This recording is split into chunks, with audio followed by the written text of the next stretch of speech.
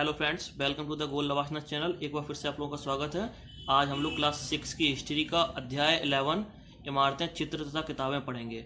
यह कक्षा 6 की हिस्ट्री का लास्ट चैप्टर है। इसके बाद हम लोग आगे की एनसीईआरटी यानी कि क्लास 7 की एनसीईआरटी की तरफ बढ़ेंगे। चलिए इस चैप्टर की शुरुआत करते हैं। लिखा हुआ है धातु विज्ञान में पढ़ते हैं। प्राचीन भारतीय धातु वैज्ञानिकों ने विश्व धातु विज्ञान के क्षेत्र में प्रमुख योगदान दिया है। प्राचीन भारत यानी कि पहले के जो वैज्ञानिक थे उन्होंने भी पुरातात्विक खुदाई से यह दर्शाया है कि हड़प्पावासी कुशल शिल्पी थे और उन्हें तांबे के धातु कर्म यानी धातु शोधन की जानकारी थी। हम लोगों ने पिछले चैप्टर में पढ़ा है ना कि हड़प्पा सभ्यता जमाने में भी कितनी विकसित सभ्यता थी। चलिए इसके आगे बढ़ते हैं। लिखा हुआ है उन्होंने तांबे और टिन को मिलाकर कांसा भी बनाया था। जहां हड़प्पावासी कांस्य युग से जुड़े थे, वहीं उनके उत्तराधिकारी लोह युग से संबंधित थे। भारत अत्यंत विकसित किस्म के लोहे का निर्माण करता था। समझ रहे हैं ना आप? खोटा लोहा, पिटवा लोहा और ढलवा लोहा।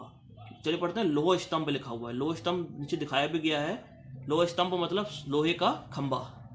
मेहरौली जो कि दिल्ली में स्थित है, में कुतुब मीनार के परिसर में खड़ा यह लोह स्तंभ भारतीय शिल्पकारों की कुशलता का एक अद्भुत उदाहरण है।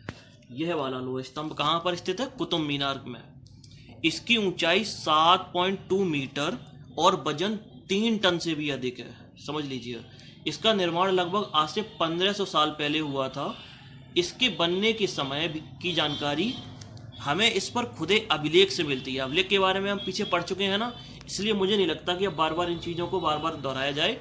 अगर जिनको इनके बारे में नहीं पता वो पिछली वीडियो देखें। इनमें चंद्र नाम का एक शासक की जानकारी है जो संभवतः गुप्त वंश के थे। आश्चर्य की बात यह है कि इतने वर्षों के बाद भी इनमें जंग नहीं लगा है। चलिए फिर लिखा हुआ है ईंटों और पत्थरों की इमारतें। ईंटों और पत्थरों की इमारतें भी तो है ना। हमारे शिल्पकारों की कुशलता के नमूने स्तूपों जैसी कुछ इमारतों में देखने को तो मिलते हैं। स्तूप का शाब्दिक अर्थ क्या होता है? टीला।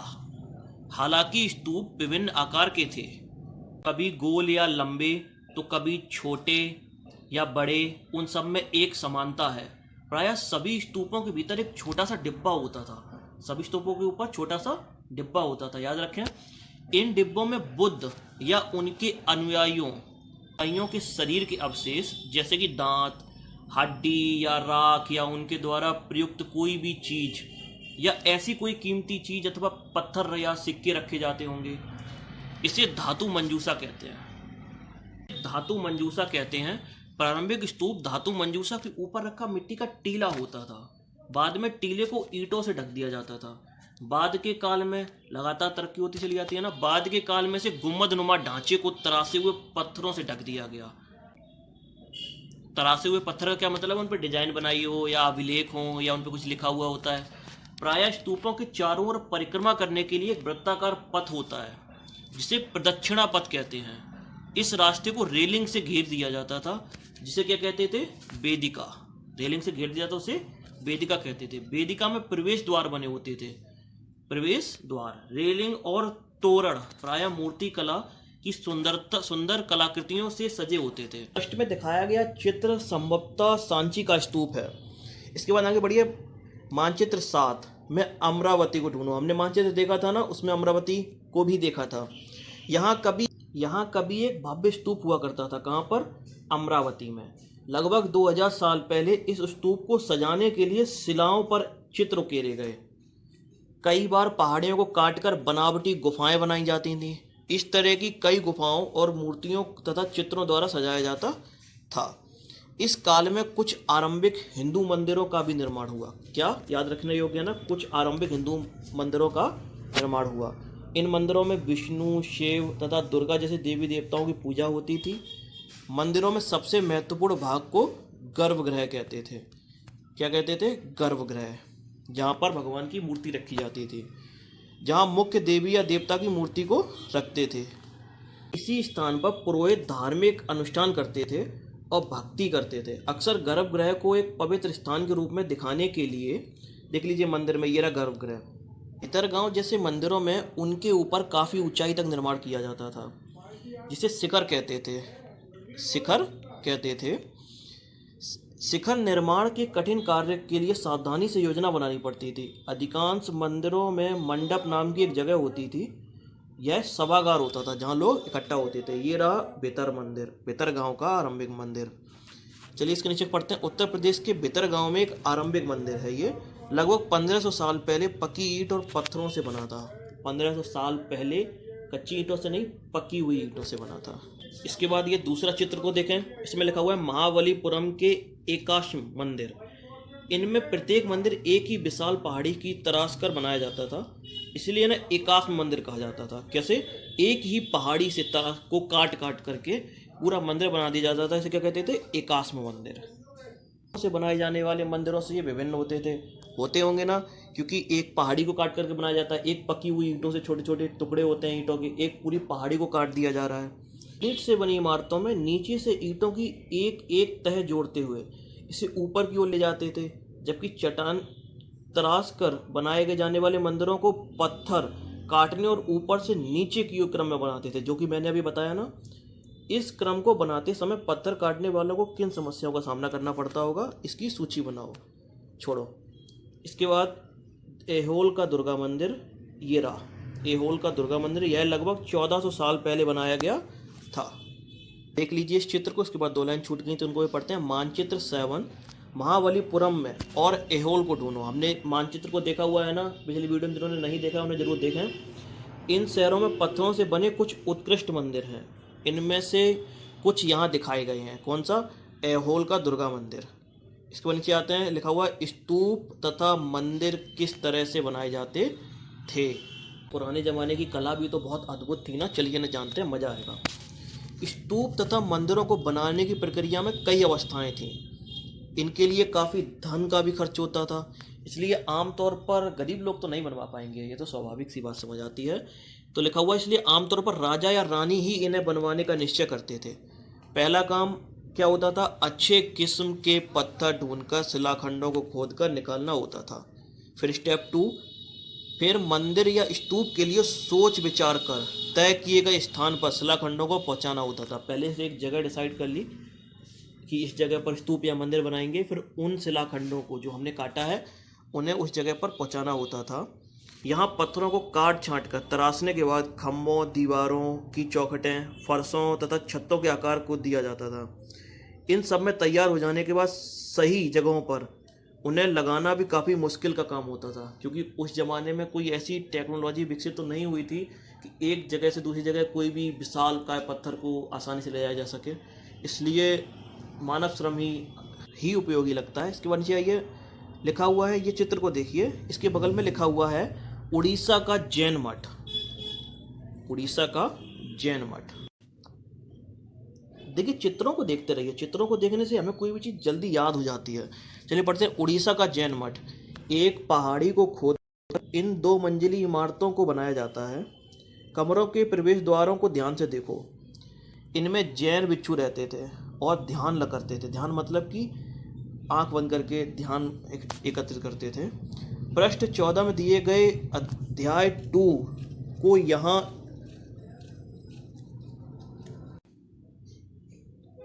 इसके बाद आगे की तरफ बढ़ते हैं। इस तरह का शानदार ढांचे का निर्माण करने वाले शिल्पकारों को सारा खर्च संभवतः राजा रानी ही देते होंगे, क्योंकि इतने बड़े बड़े विशाल मंदिर या स्तूप बनवाने के लिए कोई निर्धन व्यक्ति तो साहस नहीं जुटा सकता।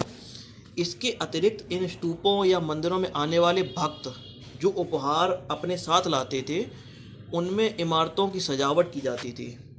जैसे कि हाथी का दांत लाए, और जैसे हाथी का दांत का काम करने वाले श्रमिकों के संघ ने सांची के एक अलंकृत प्रवेश द्वार क्या बोला गया?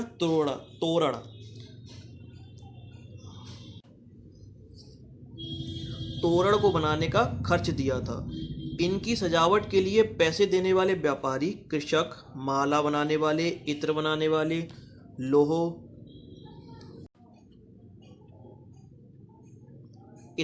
वाले, लोहार, सुनार तथा कई ऐसे स्त्री पुरुष शामिल थे जिनके नाम खम्भों, रेलिंग तथा दीवारों पर गुदे हैं। आज भी ऐसा होता है। अगर आप किसी विशेष मंदिर में कोई विशेष चंदा देते हैं तो शायद मैंने देखा है आज भी दीवारों पर उन व्यक्तियों के नाम लिख दिए जाते हैं। इसलिए जब तुम इन स्थानों को देखने जाओगे तुम्हें याद रखना है कि कितने सारे लोगों ने इन्हें बनाने और सजाने में अपना योगदान दिया था।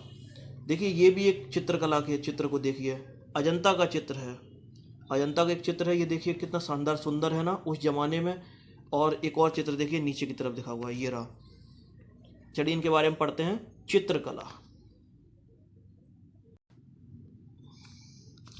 अजंता की गुफाओं से आज के ज़माने में शायद ही कोई मानव अपरिचित हो, अन्यथा मेरा मानना है कि आज के ज़माने में हर मानव इन गुफाओं से परिचित है। यह वह जगह है जहाँ के पहाड़ों में सैकड़ों सालों के दौरान कई गुफाएं खोदी गईं। इनमें से ज़्यादातर बौद्ध भिक्षुओं के लिए बनाए गए विहार थे। विहार को मैंने पढ़ा है ना, विहार याद आ गया ना। इनमें से कुछ को चित्रों द्वारा सजाया गया था। क्या ना कोई शब्द अब आ जाता है तो जिनके बारे में पहले बता चुके हैं उसके बारे में फिर से बताना, उसके बारे में फिर से बताना व्यर्थ में ही वीडियो को लंबा करना है बस, और कुछ नहीं। इनमें से कुछ को चित्रों द्वारा सजाया गया था। यहाँ इनके कुछ उदाहरण दिए गए हैं, जैसे कि गुफाओं के अंदर अंधेरा हो जाने पर अधिकांश चित्र मसालों की रोशनी में बनाए गए थे। इन चित्रों के रंग 1500 साल बाद भी चमकदार हैं, आज भी चमकदार हैं, जबकि हमारे आधुनिक रंग तो अभी भी हाल तुरंत ही फीके पड़ जाते हैं। ये रंग पौधे तथा खनिजों से बनाए गए थे। इन महान कृतियों को बनाने वाले कलाकार अज्ञात हैं, हमें ज्ञात ही नहीं है कि किन्होंने ये बनाए थे। बस हम इन कलाओं को देख करके उनके कौशल की सिर्फ तारीफ कर सकते हैं, इसके अलावा और कुछ नहीं। फिर आते हैं पुस्तकों की दुनिया।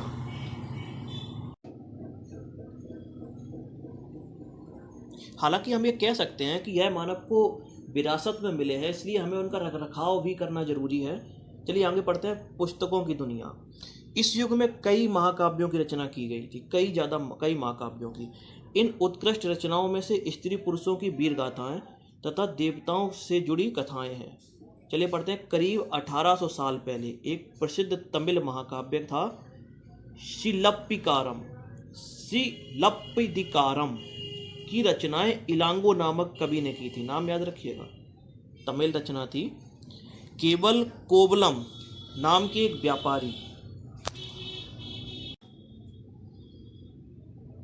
इसमें कोवलम नाम के एक व्यापारी की कहानी है। शायद इतना ही जानना काफ़ी है, इसके आगे की कहानी से हमें याद नहीं करना है, बस पढ़ लेते हैं।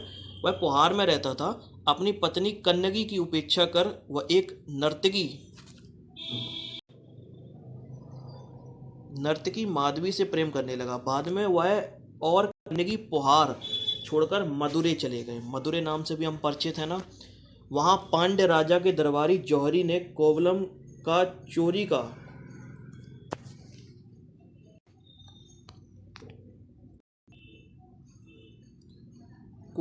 चोरी का झूठा आरोप लगाया।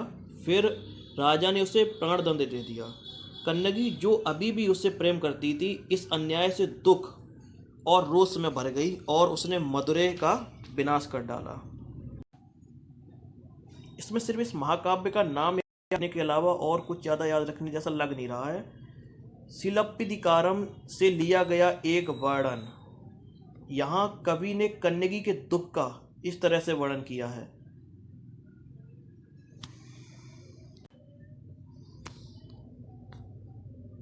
इसमें बस लेखन शैली के बारे में हम जान सकते हैं और कुछ नहीं। ओ मेरा दुख तो देखो, तुम मुझे सांत्वना तक नहीं दे सकते। क्या यह सही है कि विशुद्ध सोने से भी सुंदर तुम्हारा शरीर बिना धुला धूल से सना यूं ही पड़ा है? यह कहाँ का न्याय है कि गौधुली की इस स्वर्णिम आभा में फूलमाला से ढके सुंदर बच्च स्थल वाले तुम जमीन पर गिरे पड़े हो, मैं अकेली असहाय और हताश होकर खड़ी हूँ। क्या ईश्वर नहीं है? क्या इस देश में ईश्वर नहीं है? क्या उस स्थान पर ईश्वर रह सकते हैं जहाँ राजा की तलवार निर्दोष नवागंतुक के प्राण ले लेती है? क्या ईश्वर नहीं है? नहीं है। बस इससे ज़्यादा भावुक होने की हमें ज़रूरत नहीं है। आगे बढ़ते हैं। एक और तमिल महाकाव्य, इसका भी नाम याद रखिए, मणिमेखलई, वो करीब 1400 साल पहले सत्यनार द्वारा लिखा गया था। इसमें कोवलम तथा माधवी की बेटी की कहानी है। ये रचनाएं कई सदियों पहले ही खो गई थी। उनकी पांडुलिपियां दोबारा लगभग 100 साल पहले मिली। कब? 100 साल पहले। इसके बाद आता है मेघदूत का एक श्लोक। यहाँ उनकी सबसे प्रसिद्ध रचना मेघदूत का एक अंश दिया गया है। यहाँ से बिरही प्रेमी बरसात के बादल को अपना संदेहवाहक बनाने की कल्पना की गई है। देखो इसमें किस तरह से कवि ने बादलों को उत्तर की ओर जाते का वर्णन किया है। पढ़िए, तुम्हारे बौछारों से मुलायम हो उठी मिट्टी की भीनी खुशबू से भरे हाथियों की सांस से में बसी जंगली गूलर को पकाने वाली शीतल बयार तुम्हारे साथ धीरे धीरे बढ़ेगी। ये रचना कालिदास जी की है। इसके बाद आता है पुरानी कहानियों का संकलन और संरक्षण। पुरानी कहानियों को इकट्ठा करना और उनका रखरखाव करना भी जरूरी था ना, उनको बचाव करना। हिंदू धर्म की से जुड़ी कई कहानियाँ तो बहुत पहले से ही प्रचलित थीं और इसी काल में लिखी गई। इनमें पुराण भी शामिल है। पुराण का शाब्दिक अर्थ क्या है? प्राचीन। पढ़ा है ना। पुराणों में विष्णु, शिव, दुर्गा, पार्वती जैसे देवी देवताओं से जुड़ी कहानियाँ हैं। इनमें इन देवी देवताओं की पूजा की विधियाँ दी गई हैं, किस तरीके से किस देवता की पूजा करनी है। इसके अतिरिक्त इनमें संसार की सृष्टि और राजाओं के बारे में भी बताया गया है, क्योंकि ज़्यादातर तो अभिलेख राजा ही बनवाते थे ना। पुराणों में भी थोड़ा थोड़ा वर्णन राजाओं का किया गया है। अधिकतर पुराण सरल संस्कृत श्लोक में लिखे गए हैं जिससे सब उन्हें सुन और समझ सकें। स्त्रियां तथा शूद्र जिन्हें वेद पढ़ने की अनुमति नहीं थी, ये बात याद रखिए, प्राचीन काल में स्त्रियों तथा शूद्र जिन्हें वेद पढ़ने की अनुमति नहीं थी, खासकर लोग शूद्र को याद रखते हैं, स्त्रियों को भूल जाते हैं, वे भी इन्हें सुन सकते थे। पढ़ नहीं सकते थे लेकिन इन्हें सुन सकते थे। पुराणों का पाठ पुजारी मंदिरों में किया करते थे जिसे लोग सुनने आते थे।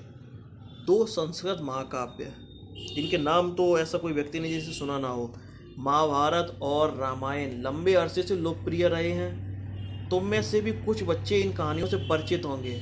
महाभारत कौरवों और पांडवों के बीच की युद्ध की कहानी है। इस युद्ध का उद्देश्य पुरु वंश की राजधानी हस्तिनापुर की गद्दी प्राप्त करना था। इस कहानी से कौन अपरिचित है? लॉकडाउन में महाभारत और रामायण ही तो देखी है। चलिए आगे बढ़ते हैं। यह कहानी तो बहुत ही पुरानी है, पर आज इसे हम जिस रूप में जानते हैं वह करीब 1500 साल पहले लिखी गई। माना जाता है कि पुराणों और महाभारत दोनों को ही व्यास नाम के ऋषि ने संकलित किया था। महाभारत में ही भगवत गीता भी है, जिसके बारे में तुम अध्याय 9 में पढ़ा ना। इसके बाद रामायण की कथा कौशल के राजकुमार राम के बारे में है। उनके पिता ने उन्हें वनवास दे दिया था। वन में उनकी पत्नी सीता का लंका के राजा रावण ने अपहरण कर लिया था। सीता को वापस पाने के लिए राम को लड़ाई लड़नी पड़ी। वे विजयी होकर कौशल की राजधानी अयोध्या लौटे। बोलो रामचंद्र की जय। महाभारत की तरह ही रामायण भी एक प्राचीन कहानी है जिसे बाद में लिखित रूप दिया गया। संस्कृत रामायण में के लेखक वाल्मीकि माने जाते हैं। कौन? वाल्मीकि। ये सब बातें तो सभी को पता हैं। आम लोगों द्वारा कही जाने वाली कहानियाँ, आमतौर पर लोग कहानियाँ भी कहते थे, कविताओं और गीतों की रचना भी करते थे, गाने गाते थे, नाचते थे और नाटकों को खेलते थे। इनमें से कुछ तो इस समय के आसपास जातक कथाएं, कहानियाँ तथा पंचतंत्र की कहानियों के रूप में सुरक्षित कर लिए गए। जातक कथाएं तो अक्सर स्तूपों और रेलिंगों तथा अजंता के चित्रों में भी दर्शाई गई हैं। इनमें से एक कहानी अगले पृष्ठ पर दी गई है, बंदर राजा की कहानी। या टाइम पास नहीं करते हैं, यूपीएससी करने हैं, तो हमारा सिलेबस ही इतना बड़ा है कि हमें बंदर राजा की कहानी पढ़ने का टाइम ही नहीं मिलेगा। इसलिए पढ़ो वही जो सफल बनाए, सफलता की तरफ चलो, इसलिए हम इसको छोड़ रहे हैं। आगे बढ़ते हैं। विज्ञान की पुस्तकें। क्या है ना कि व्यर्थ में जो हमें हमारे पेपर में नहीं, उसको पढ़ करके क्यों टाइम बर्बाद करना। उतनी जितनी एनर्जी हम उस पर वेस्ट कर देंगे उतनी एनर्जी यहाँ करेंगे ताकि हमें कुछ काम का मिले। पढ़ते हैं विज्ञान की पुस्तकें। इसी समय गणितज्ञ तथा खगोल शास्त्री आर्यभट्ट ने संस्कृत के आर्यभट्टियम नामक पुस्तक लिखी। देखो, कोई व्यक्ति ये ना सोचे इसे छोड़ दिया, इसे हर चीज़ को छोड़ते हुए चल रहे हैं। मेरा मानना है कि जो चीज़ पढ़ने लायक है उसे ही पढ़ा जाए। अगर हम हर लिखी हुई चीज़ को पढ़ने लगेंगे तो हम सिर्फ पढ़ते ही रह जाएंगे, जबकि हमें चाहिए सफलता। सफलता ही हमारा मूल उद्देश्य होना चाहिए।